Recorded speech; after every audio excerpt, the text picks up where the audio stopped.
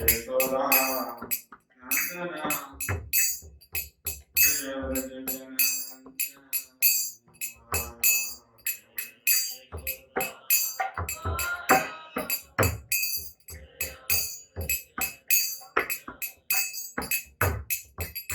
जय यमुना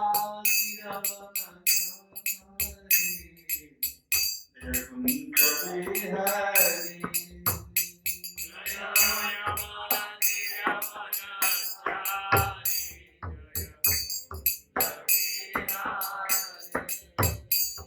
जय यमुना जय कुंज बिहारी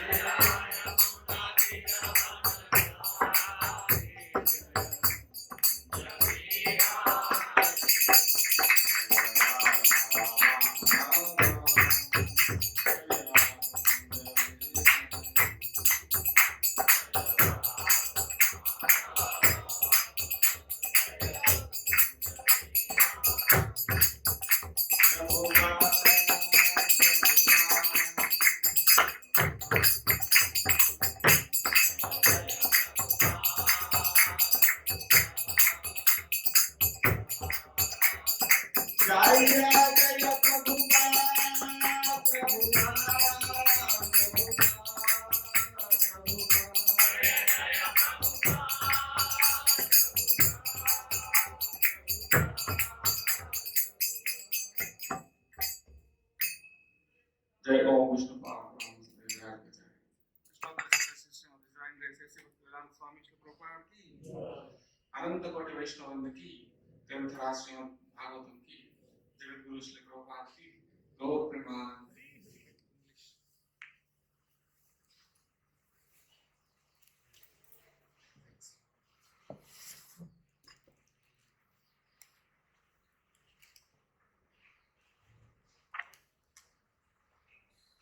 श्लोक number Shrimad Bhagavatam first canto chapter number 15 the Pandavas retired time श्लोक number 35 I'll combine English and Hindi that's okay with you Hindi में भी बोलूंगा थोड़ा इंग्लिश में भी बोलूंगा but in the reading part I'm more comfortable in English so I'll read it in English so Om Namo Bhagavate Vasudevaya Om Namo Bhagavate Vasudevaya Om Namo Bhagavate Vasudevaya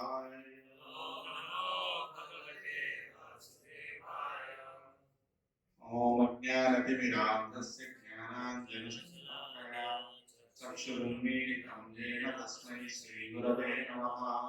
श्रीचैतन्यमनोभीष्टं स्थापितं येन भूतले स्वयं रूपः कदा मह्यं ददाति स्वपदान्तिकम्।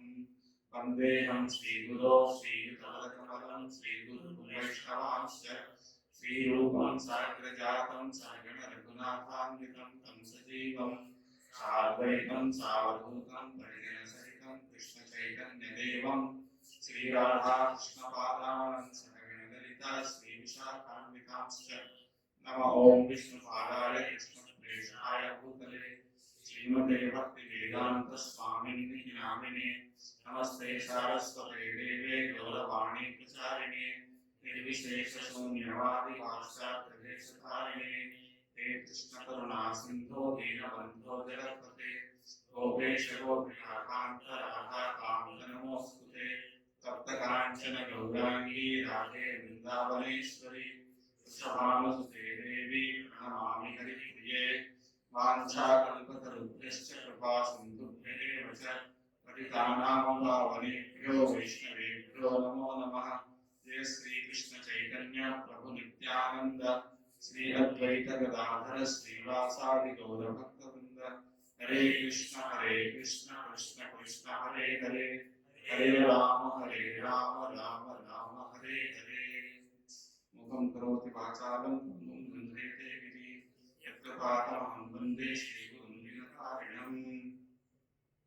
हरे कृष्ण। So please repeat. यथा मत्स्यादि रूपाणि धत्ते जड्यात् यथा नटः भूभारः शमितः येन जहौ तत् च कलेवरम् यथा मत्स्यादि रूपाणि धत्ते जड्यात् यथा नटः भूभारः क्षपितो येन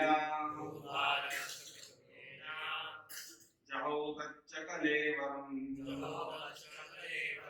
यथा मत्स्यादि रूपाणि धत्ते जड्यात् यथा नटः भूभारः क्षपितो येन जहौ तच्च कलेवरम् यथा मत्स्यादि रूपाणि धत्ते जड्यात् यथा नटः भूभारः क्षपितो येन जहौ तच्च कलेवरम्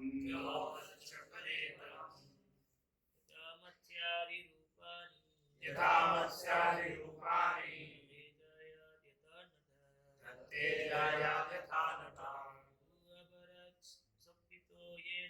भूभारः क्षपितो येन जहौ तच्च कलेवरम् यथा मत्स्यादि रूपाणि धत्ते जड्यात् यथा नटः भूभारः क्षपितो येन जहौ तच्च कलेवरम्। हरे कृष्ण। Anyone else? यथा मत्स्यादि रूपाणि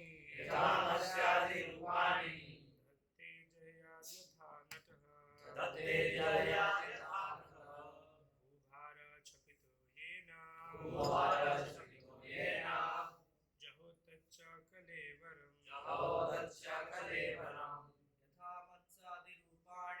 यथा मत्स्यादि रूपाणि धत्ते जड्यात् यथा नटः भूभारः क्षपितो येन जहौ तच्च कलेवरम्।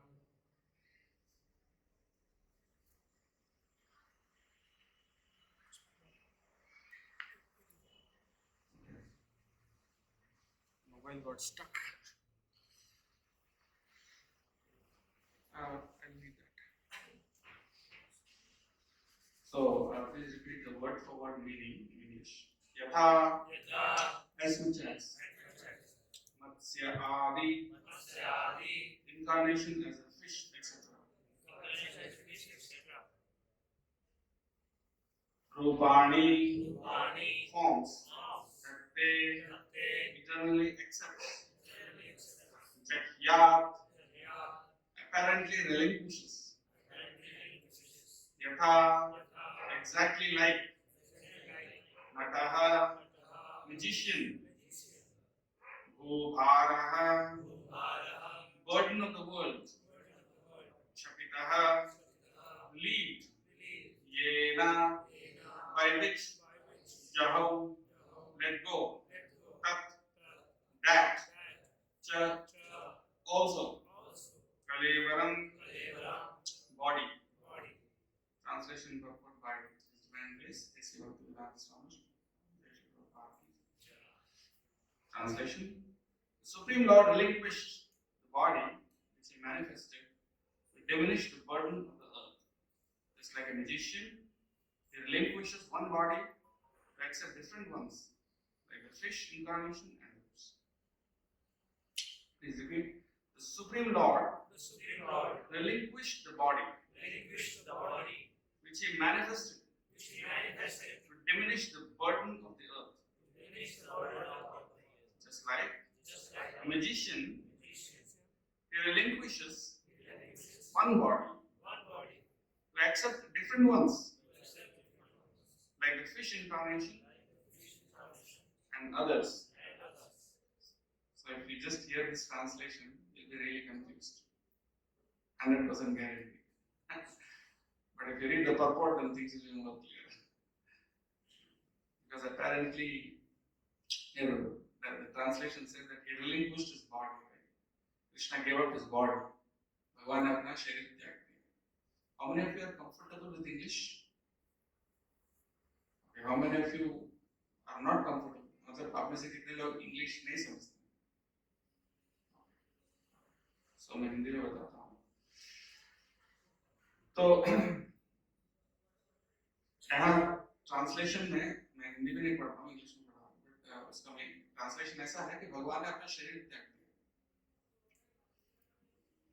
और बहुत सारे शरीर बदलते रहते हैं, जैसे मत्स्य इत्यादि. और भगवान ने जो भूभार को कम करने के लिए जो अवतार लिया है, वो शरीर को त्याग दिया. जस्ट उसका ट्रांसलेशन पढ़ेंगे तो हम यही समझेंगे कि जैसे हम शरीर त्यागते हैं, भगवान ने भी शरीर त्याग दिया. मटेरियल बॉडी था उनका भी, ऐसा लग सकता है. बट प्रभुपाद पurport में उसको बहुत अच्छे से समझाया है. और बहुत सारे पॉइंट्स वो जीव गोस्वामी और विश्वनाथ चक्रवर्ती ठाकुर की जो टीका है, उसके आधार पर प्रभुपाद जी बता रहे हैं इसका मीनिंग क्या है और उसको सब्सटैंशिएट कर रहे हैं. तो आई रीड द purport और उसको फिर समझेंगे. Purport: The Supreme Lord, personality of Godhead, is neither impersonal nor formless, but his body is non-different from him, and therefore he is known as the embodiment of eternity, knowledge, and bliss. In the Brihad Vaishnava Tantra, it is clearly mentioned that anyone who considers the form of Lord Krishna to be made of material energy must be ostracized by all means.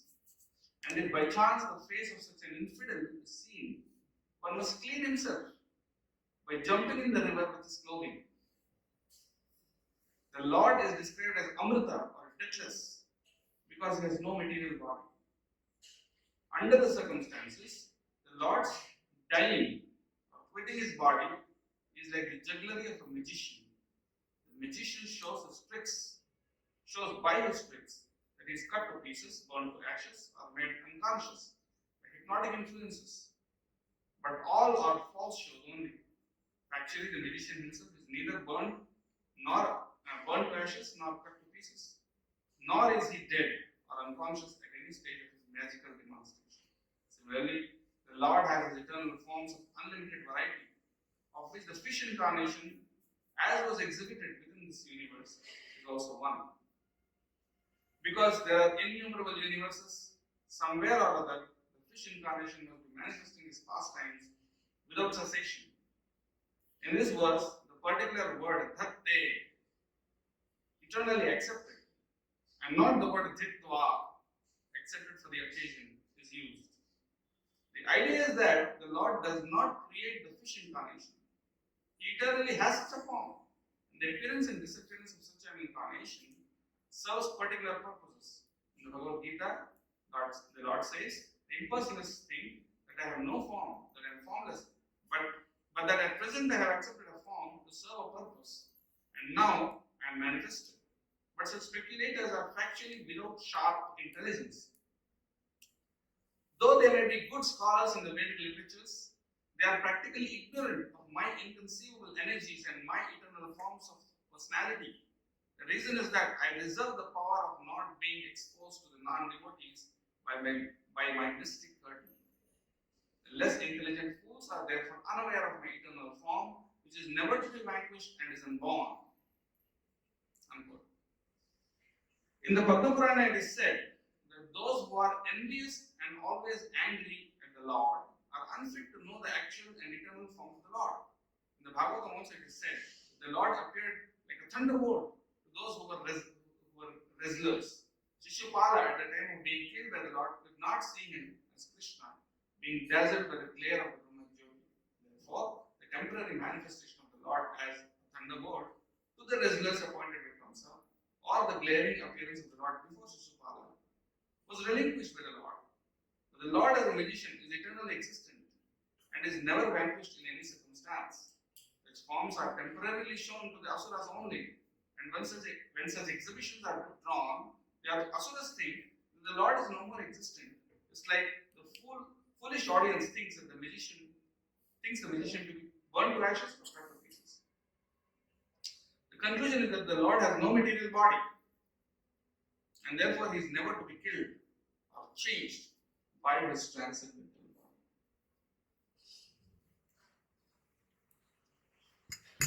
Hare Krishna. So,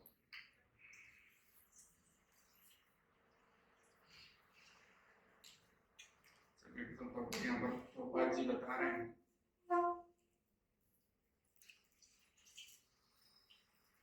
श्लोक का अनुवाद तो इस प्रकार है कि भगवान अपना शरीर त्याग दिया।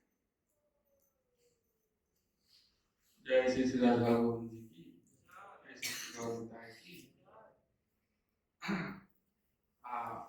जैसे मत्स्य इत्यादि अवतार लेते हैं, जैसे अपना रूप बदलते हैं, अपने शरीर बदलते हैं, तो यहाँ पर ट्रांसलेशन में ऐसा बताया कि भगवान ने अपना कलेवरम धत्ते,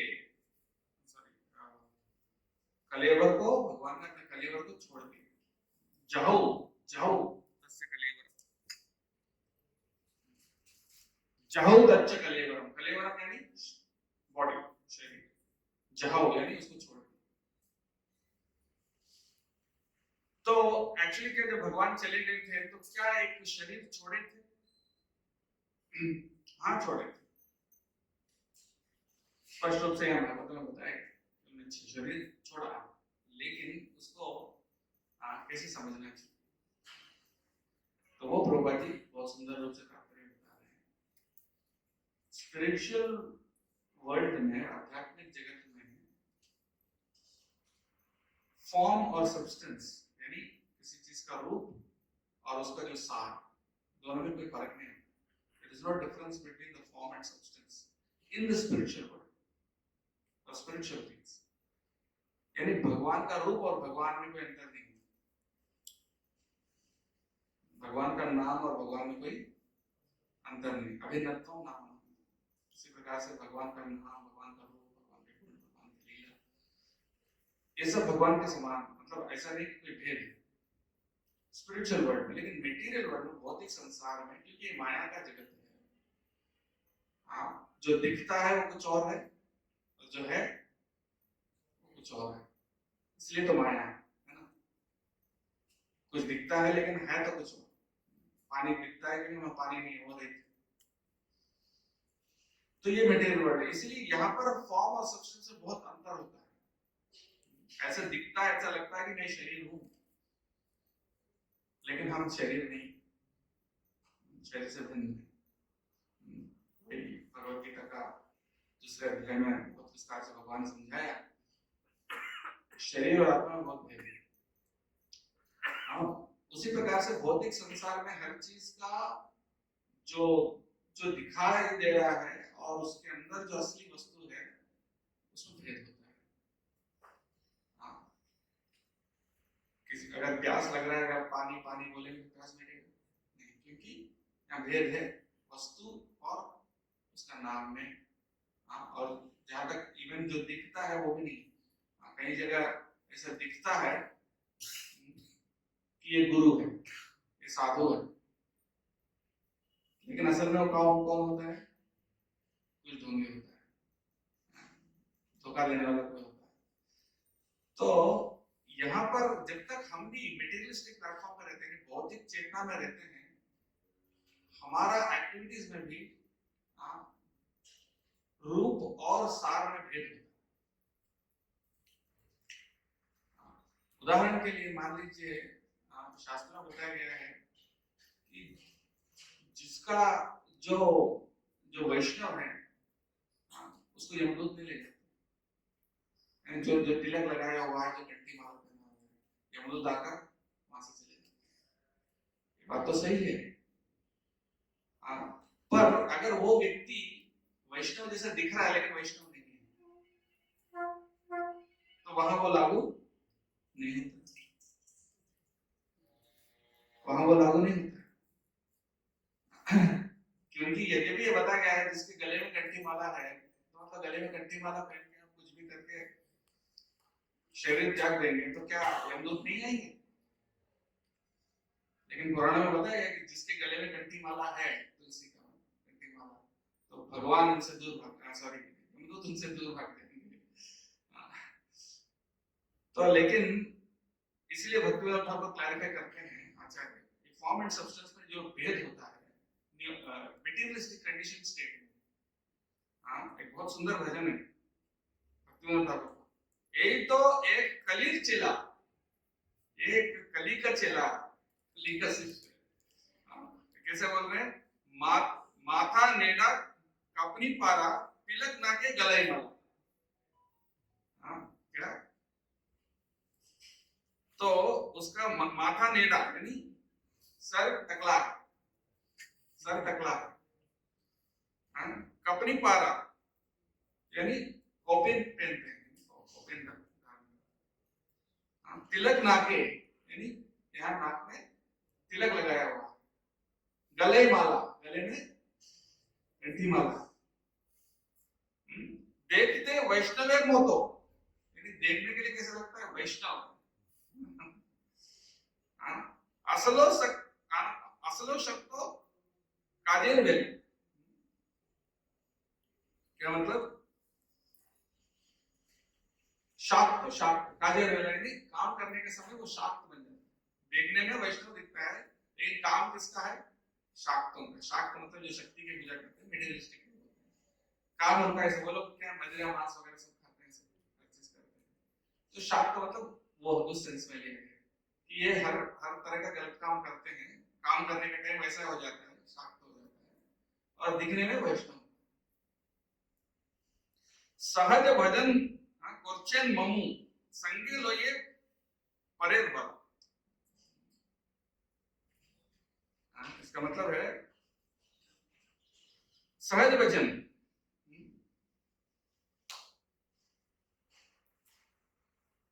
वो ऐसा लगता है कि वो रागानु का भक्ति में लगा हुआ है, नेचुरली भक्ति कर रहा है, लेकिन जिन लोगों को प्रचार करते हैं उनकी बेटियों के साथ इलिसिट सेक्स करते हैं, इसका मीनिंग। और उसके बाद क्या कह रहे हैं?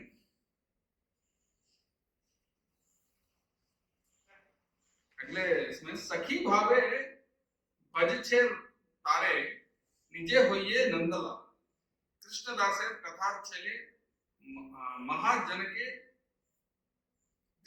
दिच्छेन सा। इसका मतलब, इसको पढ़ता हूँ translation. Accepting these young girls as sakhis, he fancies himself to be the son of Nanda. by the deceptive lecturing about how everyone should become Krishna Das, this disciple of Kali Yuga thus hurls a sharp spear at the true devotees. अपने आप को कृष्ण भगवान समझते हैं और इन लड़कियों को गोपी समझते हैं, और वो कली का जो चेला है ये ऐसा क्या कर रहा है, असली भक्तों के हृदय में पूरा स्पीयर, मतलब वो ढाल, भाला भाला भाला फेंक रहे हैं।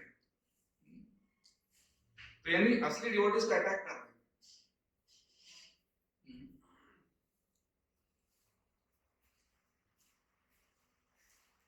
चांद बाउल कौन है पता है? चांद बाउल भक्तिविनोद ठाकुर का ही नाम है। भक्तिविनोद ठाकुर ने अपना पेन में लिखा है चांद बाउल। तो उन्होंने लिखा है कि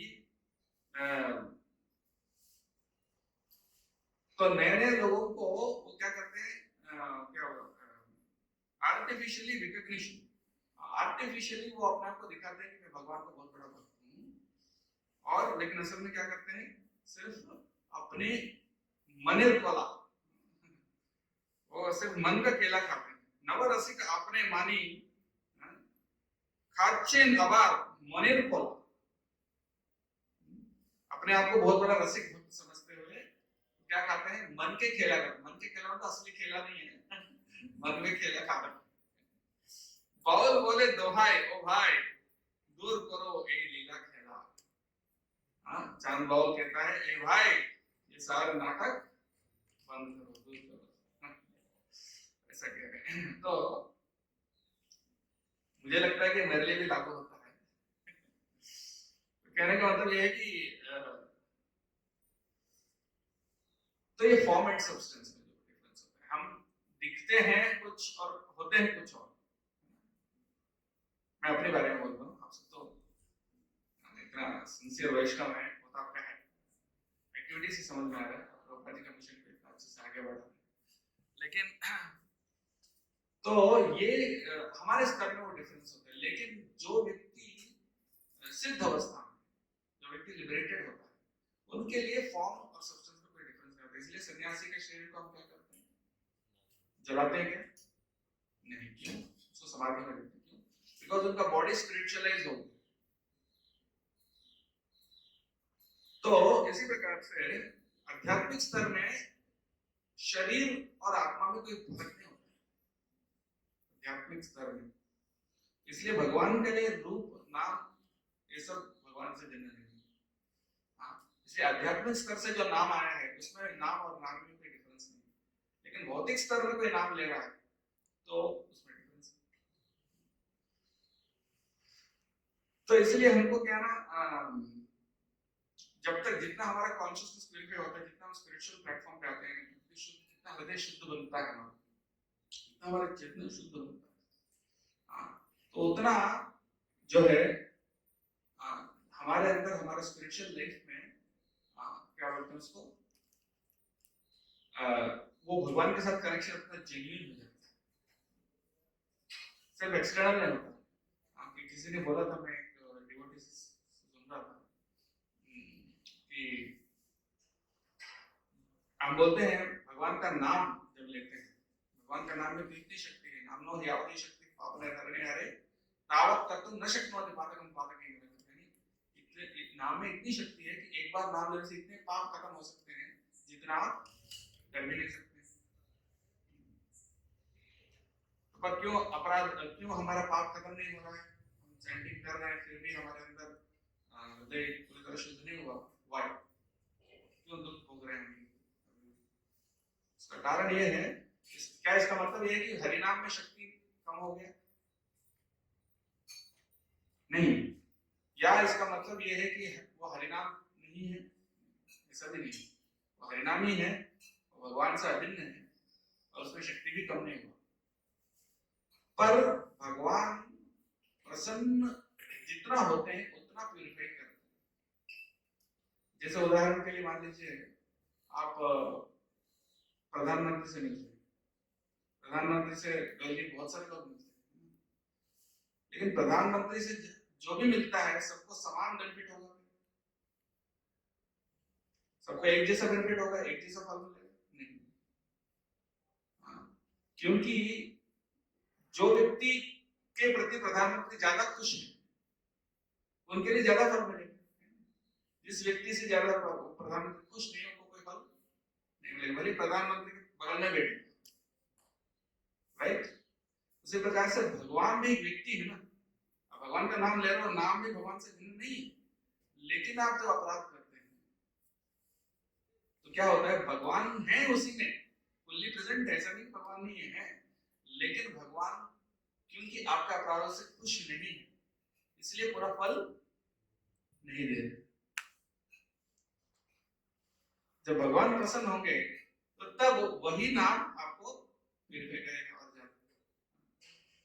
तो ऐसा नहीं कि अपराध नाम, अपराध हम बोलते हैं ना, अपराध नाम और नामाभास और शुद्ध नाम, तीन स्तर है हरिनाम। लेकिन ऐसा मतलब ये नहीं कि तीन अलग अलग टाइप का नाम है, नाम एक ही है। ऐसा नहीं कि अपराध नाम एक अलग नाम है और शुद्ध नाम एक अलग नाम है, एक ही नाम है। नाम तो नाम है, कृष्णा इज कृष्ण। लेकिन उसमें क्या होता है, आपका जो चेतना, जिस चेतना से आप परिणाम ले रहे हैं उस चेतना के अनुसार भगवान का प्रसन्नता भी डिपेंड करता है। ये यथा माम प्रपद्यन्ते ताम सत्यं वदामः, जितनी प्रेम से जितना गुड़ उतना मीठा, जितना गुड़ डालेंगे उतना मीठा होगा ना। इसी प्रकार से जितना प्रेम आपके चैंटिंग में है, जितनी श्रद्धा है, नाम वही है लेकिन फल अलग अलग है उसके आधार पर कि जितनी आपके अंदर श्रद्धा। तो इसलिए, लेकिन यहाँ हमारा क्या बोलते हैं, सोलेस की बात क्या, मतलब आपको आश्वासन देने वाली अच्छी बात क्या है इसमें, क्योंकि भले आप अपराध कर रहे हो लेकिन वहां पर कृष्ण स्वयं उपस्थित है। कृष्ण स्वयं उपस्थित, इसलिए हमको क्या करना चाहिए, हमको भगवान से ही प्रार्थना करना चाहिए, हे भगवान नाम नाम कार्य भुजानि सर्वत्र तत्रार्पितानि एव स्मरण एतादृशी तो कृपा भगवान नाम के दुर्दैव में कृष्ण नाम राग। मतलब आप इतने कृपा दे रहे हैं फिर भी मेरे इतना दुर्भाग्य है कि मुझे कोई रुचि बिल्कुल नहीं है। तो जब भी हमको लगता है मेरा चैंटिंग बहुत खराब है, आज मेरा मन नहीं कर रहा, मन पूरे वर्ल्ड में हर जगह घूम रहा है लेकिन नाम छोड़ के बाकी जगह सब घूम रहा है। कितना भी कोशिश करूं, कितना भी माइंड को कंट्रोल करने की कोशिश करूं, उसको लाने की कोशिश करूं, mind is still running in all directions. उस टाइम पर हमको क्या करना चाहिए, कुछ नहीं करना, वहीं पे है मालिक, वहीं वहीं है, हरे नाम। बस आप बोल रहे हो तो शब्द में है भगवान है, तो बस उन्हीं का पैर पकड़ लो, उसी हरिनाम से ही बोलो कि भाई मैं आपको ध्यान पूर्वक नहीं कर पा रहा हूँ, आप कृपा करके मेरे माइंड को, मेरे मन को कंट्रोल करके आपके चरणों में बांध के रखिए। जब मेरे मन को जाने मत दीजिए, मेरा मन आपका है, आपका गुलाम है, आपकी प्रॉपर्टी है, तो उसको इधर उधर मत जाने दीजिए, आपके चरणों में बांध के रखिए। ऐसा उसी नाम को जिसको हम चैंटिंग कर रहे हैं उन्हीं से प्रार्थना करना, उन्हीं को सुनना, और उन्हीं को सुनना मतलब क्या है, it's not a mechanical activity. हरिनाम सुन रहे हैं, वो जो नाम सुन रहे हैं वो स्वयं भगवान है, तो वहां एक हार्ट भी इन्वॉल्व है। It is not only your senses that are involve, your heart is also involve. जब हरिनाम सुनते हैं ऐसा नहीं कि सिर्फ हमारा कान और हमारा मुंह इन्वॉल्व है, उसके पीछे क्या है, हमारा हृदय। तो जैसे हम जब बात करते हैं ऐसा नहीं कि सिर्फ शब्द बोल रहे हैं, उसके पीछे हमारे इमोशंस को ट्रांसफर कर रहे हैं, हमारी भावनाओं को कन्वे कर रहे हैं। उसी प्रकार से जब चैंटिंग कर रहे हैं ऐसा नहीं कि सिर्फ शब्द निकाल रहे हैं, उस शब्द के पीछे हमारे भावनाओं को भगवान के चरण में समर्पित कर रहे हैं। उसके पीछे भावना क्या होनी चाहिए, वही 8 श्लोक शिक्षाष्टकम हम पाठ करते हैं, वो भावना है। चैंटिंग के पीछे भावना 8 श्लोकों में, और वो भावना लेकर जब हम बोलते हैं 8 श्लोक, वो हरिनाम, तो वो सब्सटेंस है, चैतन्य महाप्रभु ने वो सब्सटेंस दिया है। शुद्ध भक्त जब हरिनाम लेता है उस हरिनाम में वो सब्सटेंस होता है, और हम जब हरिनाम लेते हैं वो सब्सटेंस नहीं होता, एटलीस्ट मैं। तो इसलिए वो सब्सटेंस ना होने के कारण हमारा हरिनाम जो है शुद्ध नहीं है, हमारा चैंटिंग कि नाम शुद्ध नहीं, नाम तो शुद्ध है, हमारा उच्चारण शुद्ध नहीं। सो देयरफॉर यहाँ पर इस श्लोक में प्रभुपाद जी बता रहे हैं कि भगवान ऐसा लगता है धत्ते और धित्वा ये दोनों शब्द जो किए गए हैं, ऐसा नहीं बताया गया कि भगवान ने अवतार लिए हैं। क्या बोले? भगवान अवतार लेते हैं। He accepts, not he has accepted. तो ऐसा नहीं भगवान ने अवतार लिया, ये बात गलत है। भगवान ने अवतार लिया, ये बात गलत है। सही क्या है? अवतार लेते हैं, क्या फर्क है? अवतार लिए हैं और अवतार लेते हैं, लोग क्या क्या फर्क है?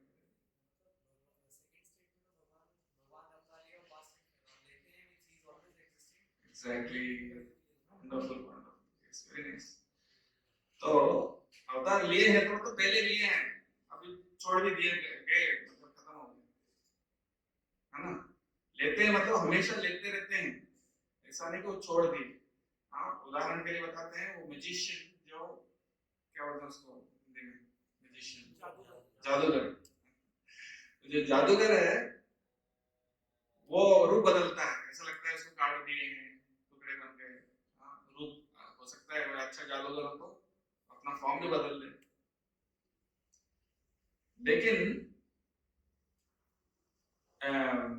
लेकिन वो बदलने के बाद भी उसका पर्सनालिटी खत्म हो जाती है क्या?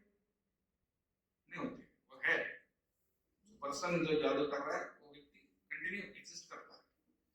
उसी प्रकार से वो जो रूप बदल रहा है वो तो जादू है, वो रियलिटी नहीं। उसी प्रकार से भगवान का जो शरीर छोड़ना है, रूप बदलना, हाँ, लेकिन उससे उसका उनका पर्सनालिटी खत्म नहीं होती और वो लेते रहते हैं, हमेशा लेते रहते हैं, नित्य है।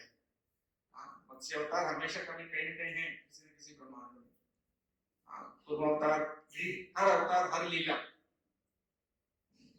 वैसे हर अवतार नहीं, उनकी हर लीला भी हमेशा कहीं न कहीं चलता है। प्रभु जी उदाहरण क्या देते हैं? सूर्य से। सूर्योदय कितना बजे होता है? सुबह 6 बजे। सूर्यास्त शाम को 6 बजे। अभी इस वक्त क्या सूर्यास्त हो रहा है? हो रहा है, यहाँ नहीं हो रहा है, लेकिन कहीं ना कहीं तो हो रहा है ना। वर्ल्ड में कोई ना कोई पॉइंट पे अभी सनसेट हो रहा है, और सनराइज भी कोई ना कोई पॉइंट पे हमेशा होते रहते हैं। ऐसा नहीं कि सनराइज कभी कभी खत्म नहीं होता, वो हमेशा होता है। 24 घंटे के अंदर कभी भी किसी भी टाइम आप पकड़ लो, अभी सनराइज हो रहा है, कहीं ना कहीं तो हो रहा है, कोई ना कोई पॉइंट पे हो रहा है। और कोई ना कोई पॉइंट पे दोपहर 12 बज रहा है, कोई ना कोई पॉइंट पे 11 बज रहा है, कोई ना कोई पॉइंट पे शाम को 4 हो रहा है, कोई ना कोई पॉइंट पे शाम को 6 हो रहा है। So every aspect of the sun is also eternal. सूरज का हर एक फेज जो है वो नित्य है। अगर 11:40 का टाइम लो तो वो उस टाइम पे जो सूरज रहता है वो भी कहीं ना कहीं हमेशा रहता है। तो अगर ये सूरज भी मटेरियल वर्ल्ड में नहीं कर सकता तो भगवान क्यों नहीं कर सकते? तो भगवान का हर एक लीला कहीं ना कहीं होना है, ये प्रभुपाद जी बताते हैं। तो इसलिए भगवान का नित्य लीला है। तो ऐसा लगता है, लेकिन उन्होंने अभी भगवान छोटे थे, अपने घुटनों पे चलते थे, फिर बाद में थोड़े किशोर अवस्था में, किशोर अवस्था से यौवन में आए, कौमार पौगंड किशोर। ऐसा लगता है बदल रहा, लेकिन असल में नहीं बदल। हमारा दृष्टि के लिए ऐसा लगता है। और लेकिन भगवान क्या होते हैं? भगवान कहाँ होते हैं? भक्तों के हृदय में होते हैं। भक्तों के हृदय के अलावा भगवान का और कोई स्थान नहीं है। इसलिए भगवान ने कहा नाम तिष्ठा वैकुंठ योगिना हृदयेषु। वैकुंठ में नहीं रहता हूँ, वो परमानेंट एड्रेस नहीं है। वैकुंठ में इसलिए रहते हैं क्योंकि वहां भक्त है, राइट? वैकुंठ में इसलिए रहते हैं क्योंकि वहां भक्त है। यत्र गायते भक्त तत्र तिष्ठामि। यानी भगवान का अलग से कोई अस्तित्व नहीं है। भगवान का अस्तित्व is always in relation with his devotees. अपने भक्तों के संबंध में ही भगवान का अस्तित्व है। लेकिन हर भक्त का भगवान को देखने का नजरिया अलग है। हर भक्त एक जैसा देखता है क्या भगवान? नहीं। यशोदा माई कैसी देखती है, राधा रानी कैसी देखती है? डिफरेंट। यशोदा माई का कृष्ण अलग है, राधा रानी का कृष्ण अलग है, बलराम जी का कृष्ण अलग है। बोलते हैं द्वारका का कृष्ण और वृंदावन का कृष्ण, वैसा ही हर भक्त का कृष्ण अलग है। तो इसलिए इतने सारे मंदिर दर्शन करते हैं जब वृंदावन जाते हैं। कृष्ण एक ही तो वृंदावन एक ही मंदिर रखो यार, इतने सारे क्यों? राधा रमन, राधा गोविंद, राधा मदन मोहन, राधा गोपीनाथ, इतने सारे वही कृष्ण को हर जगह देख रहे हैं। नहीं, वही कृष्ण नहीं है, हर जगह का रस अलग है। राधा गोविंद जी को जब दर्शन करेंगे, ये रूप गोस्वामी के कृष्ण है। राधा मदन मोहन को जब दर्शन करेंगे, वो सनातन गोस्वामी के कृष्ण है। राधा रमन का जब दर्शन करेंगे, वो गोपाल भट्ट गोस्वामी के कृष्ण है। उनके साथ उनकी लीला अलग है। 16,108 गोपियों के साथ कृष्ण लीला कर रहे थे, सॉरी 16,108 रानियों के घर में जाते थे ना कृष्ण डेली। क्या एक ही काम करते थे? नहीं, एक घर में कृष्ण एक काम कर रहे थे, बच्चों के साथ खेलते थे, दूसरे घर में पत्नी के साथ बैठे थे, तीसरे घर में कुछ और काम कर रहे थे, राइट? हर कृष्ण का पर्सनालिटी अलग है।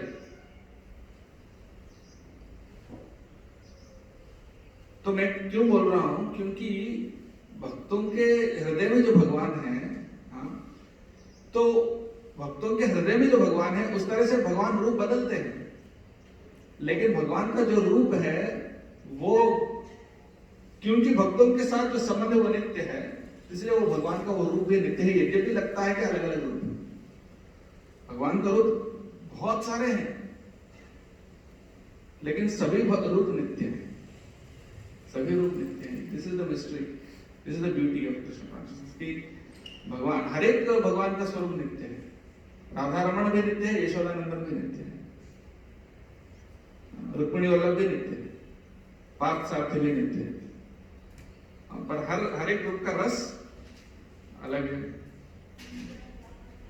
पर ये अलग का मतलब ये भी नहीं कि पूरी तरह से अलग है, असल में एक ही है, राइट? एक ही है भगवान। भगवान इतने सारे थोड़ी हो सकते हैं, एक ही भगवान है। लेकिन भगवान का जैसे हम देखते हैं, भगवान हमें वैसा प्रकट होता है कि नहीं? तो कहने का मतलब यह है कि ऐसा लगता है कि भगवान अपने रूप बदल रहे हैं, लेकिन असल में नहीं बदल रहे, असल में वही है। तो प्रैक्टिकली इसको लेते हुए हमको क्या करना चाहिए? हमें भगवान को उस चश्मे से देखना चाहिए जो हमारे आचार्य ने हमको दिया, राइट? चश्मा क्या करता है? Just take 3 minutes more. चश्मा क्या करता है? जो चीज फोकस में नहीं है उसको फोकस में लाता है। आप पढ़ रहे हैं लेकिन धुंधला दिख रहा है, तो चश्मा क्या करता है? उसको फोकस में लाता है, शार्प इमेज बनाता है ना, स्पष्ट बनाता है, स्पष्ट करता है चीज को। तो आचार्य क्या करते हैं? भगवान है लेकिन हम उनको देखने पर, तो आचार्य हमको वो लेंस देते हैं जिससे हम भगवान को फोकस में ला सकते हैं। हाँ, लेकिन अगर मान लो किताब पढ़ना है तो एक चश्मे से हो जाएगा, है ना? लेकिन मान लीजिए एक चांद है, ठीक है, और चांद के ऊपर एक पर्वत है, उस पर्वत के ऊपर गड्ढा है और उस गड्ढे में पानी है, उस पानी में एक मछली है, ठीक है, और यहां बैठ के उसको देखना चाहते हैं, तो क्या आपके चश्मे से देख पाएंगे? उसके लिए क्या लगेगा? एक टेलीस्कोप लगेगा, और टेलीस्कोप में एक लेंस नहीं बल्कि बहुत सारे लेंसेस चाहिए, राइट? बहुत सारे हबल्स टेलीस्कोप वगैरह होते हैं, और दूर दूर के जो एस्ट्रोनॉट्स देखते हैं, मतलब एस्ट्रोनॉमर्स, सॉरी एस्ट्रोनॉट्स नहीं, एस्ट्रोनॉमर्स जो दूर दूर के तारे और ग्रह को ऑब्जर्व करते हैं, बड़े बड़े पहाड़ों के ऊपर वो रहता है, वो क्या बोलते हैं उसको, सेंटर, वहां पर बड़े बड़े लेंसेस रहते हैं, हाँ, जो बहुत दूर की चीजों को देख सकते हैं, बहुत सारे उसमें वो रहते हैं। तो उसी प्रकार से कृष्ण गोलोक में अभी क्या कर रहे हैं आपको पता है क्या? लेकिन अगर आप गुरु परंपरा के टेलीस्कोप से देखोगे, जिसमें बहुत सारे लेंसेस लगे हुए हैं, सबसे पहला लेंस है प्रभुपाद जी और अपने गुरु, तो उससे और प्रभुपाद के बाद भक्ति सिद्धांत सरस्वती, ये सब हर एक आचार्य एक लेंस है, और वो सारे लेंसेस के थ्रू आप यहां से बैठ के देख सकते हैं कृष्ण गोलोक में क्या कर रहे हैं। तो हमारा विजन को इतना क्लैरिफाई करता है। हाँ, लेंस क्या करते हैं? एक लेंस नहीं, तो हमारे गुरु परंपरा में हर एक आचार्य एक लेंस है, वो एक विजन दे रहे हैं, हर एक आचार्य एक परपोर्ट दे रहे हैं, एक व्याख्या दे रहे हैं, कृष्ण क्या है, कृष्ण कैसे होते हैं। अब इस्कॉन में आने के बाद कृष्ण कौन है आप जो समझे, इस्कॉन में आने से पहले कृष्ण को वैसे ही समझे थे क्या? मतलब वो आपका अंडरस्टैंडिंग अलग है, कृष्ण कौन है ये अंडरस्टैंडिंग अलग है। तो इसी प्रकार से गुरु परंपरा की दृष्टि से उनके लेंस के माध्यम से जब कृष्ण को देखेंगे तो तब हम स्पष्ट रूप से देख सकते हैं कृष्ण का एक्चुअल रियलिटी है। नहीं तो हम समझेंगे भगवान भी हमारे जैसे पैदा हुए, हमारे से मर गए, शरीर छोड़ दिए। तो प्रैक्टिकल एप्लीकेशन क्या है इसका? प्रैक्टिकल एप्लीकेशन है हमें अपना विजन शास्त्र और गुरु, साधु शास्त्र गुरु के माध्यम से हम जब देखते हैं, इसलिए ये शास्त्र उनको बांटना, प्रभुपाद जी के परपोर्ट्स, प्रभुपाद जी के बुक्स बहुत इंपॉर्टेंट है। प्रभुपाद जी के बुक्स के माध्यम से वो विजन देते हैं। हम बोलते हैं भगवान को, भगवान जगन्नाथ स्वामी नयन पथगमन बोलते हैं, हमेशा मेरे नयन में आप रहो, न कि मैं कुछ और देखता हूँ, मेरा फोकस आप पे हो। आचार्य कुछ भी देखते हुए भगवान को देखते हैं, हम भगवान को देखते हुए भी कुछ और देखते हैं।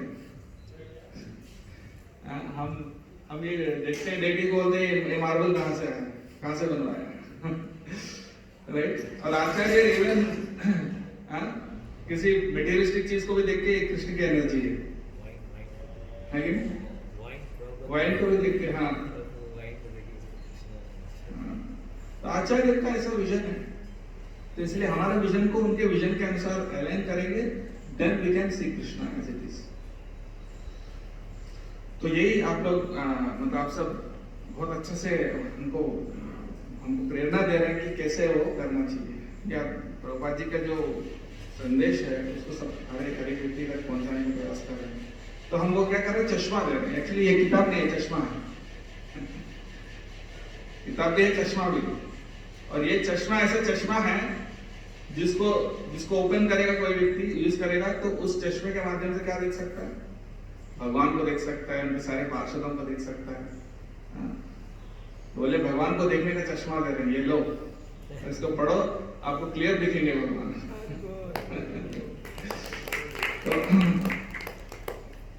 तो ये है प्रभुपाद जी चक्षुर्मीलितम, ये वो चक्षु खोल देते हैं, चक्षु देते हैं, चक्षुदान दिलो दे, ने चक्षु दान दिए, और ये चक्षु आप सब भी सबको दान दे रहे हैं। तो इसलिए जब हम प्यूरिफाई हो जाएंगे तो हम भी वो विजन डायरेक्टली हमारे हृदय में देख सकते हैं। जैसे गोस्वामी देखते थे, हृदय में भगवान का लीला हमेशा चलता था और उसका दर्शन करते थे, उसी में मगन थे।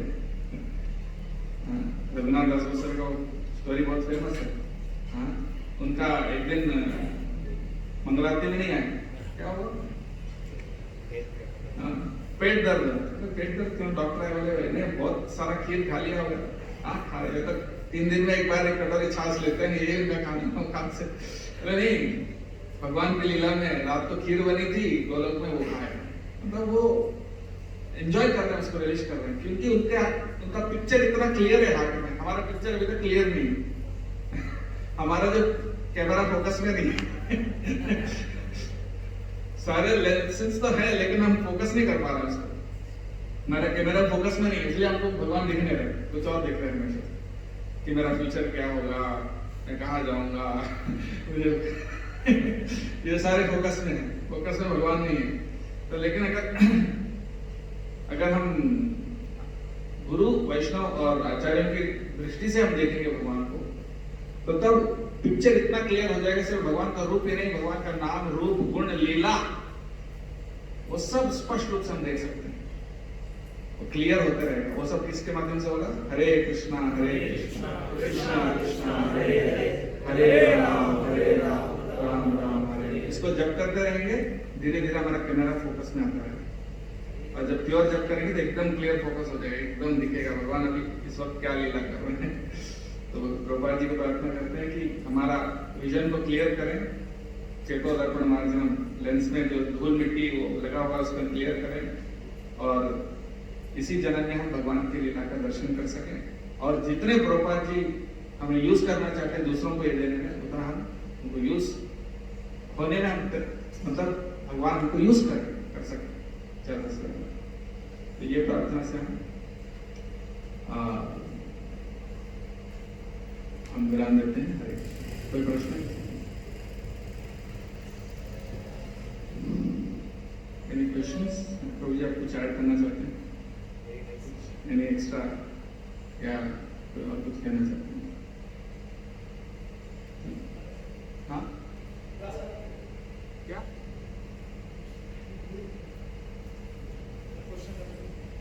जैसे अभी आपने बताया कि जैसे नर्सिंग होते हैं या फिर जब सुविधा है कि आध्यात्मिक बॉडी और फिर जो जैसे बीमारियाँ से आती हैं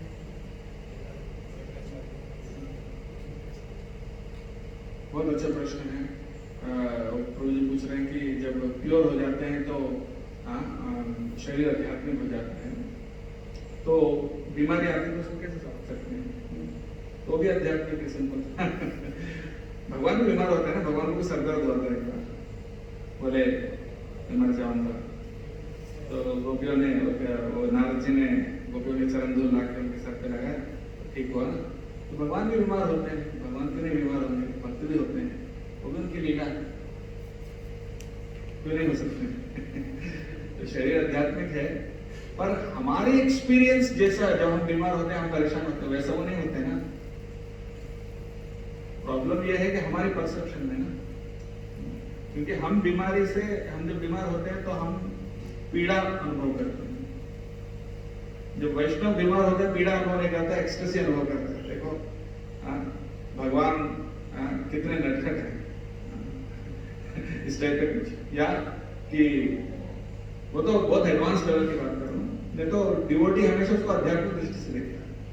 इसलिए जो हमारे एक्सपीरियंस है वैसा नहीं, बड़े वाले जैसे छोटा बच्चा थोड़ा उंगली थोड़ा सा स्क्रैच आ जाता है तो क्या करता है?